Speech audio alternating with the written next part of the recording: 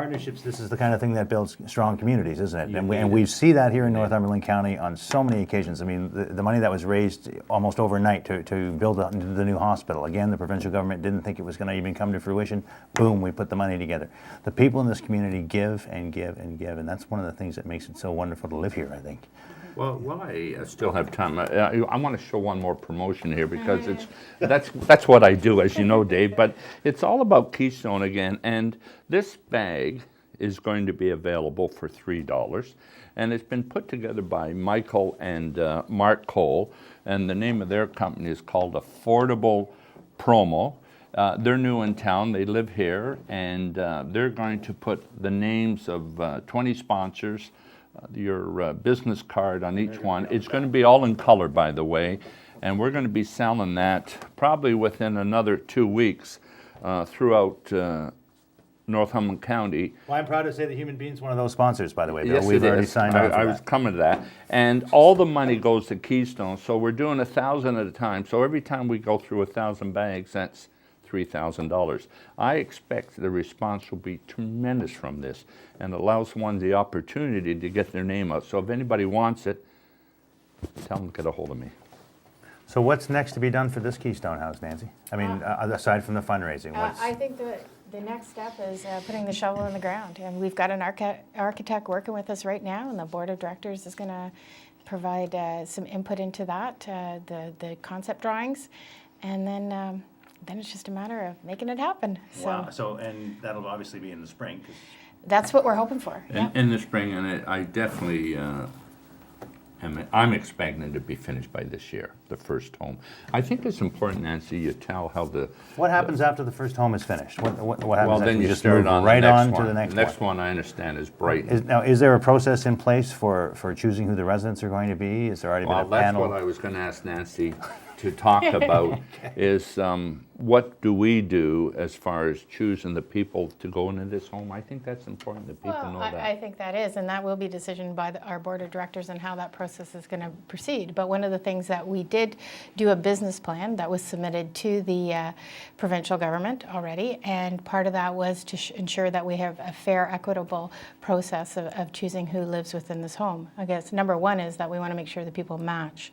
That we're not asking people to live together that don't want to live together. You don't want an Oscar and Felix situation. Yeah, that's right. So we want to make sure that we have the right people that want to live together in this home. The second is that there is a number of families, not just within Northumberland County, but within our 4 county areas around here, that are always looking for residential support. I mean, they've gone through a lot of challenges, like you were saying, Bill. So we want to make sure that we use a fair, equitable process. And there is what we call an intake resource team within our 4 county areas that we will look for in helping us choose how people live within this home.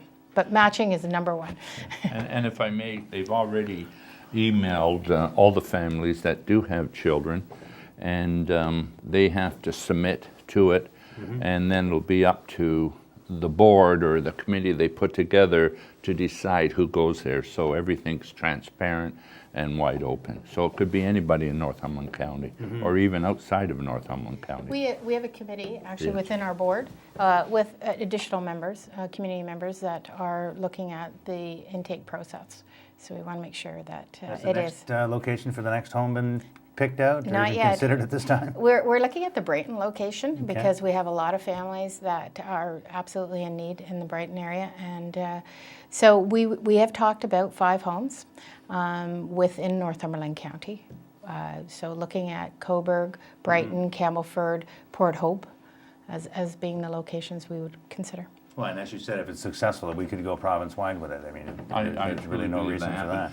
I must say that most of the money has come from the Coburg area because that's where the first home is going to be built. But we've had tremendous support from Port Hope and some of the other communities because this really is a team effort working together. Once we get Coburg out of the way, then we can move on to the next one.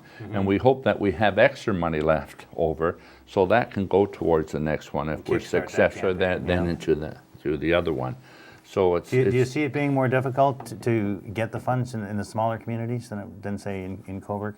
Is it going to be even harder, you think, Well, especially with the economic it's downturn? not difficult. It's just more of a challenge, and I love a challenge. So, you just have to be more creative, Dave, and come up with different, visions, ideas, and creativity on how you're going to put this thing together. It'll be a challenge, all right. The Well, economy is yeah. helping. Well, so far you've managed to meet the challenge head on, and you're now ahead of schedule, probably at least a year ahead of schedule. I want to thank Keystone House for the work that they've done. I want to thank you, Bill, as well, I for wanna being on the thank show. you for, Nancy, I want to Thanks. thank you as well, and Bill Johnson, thank you for coming on.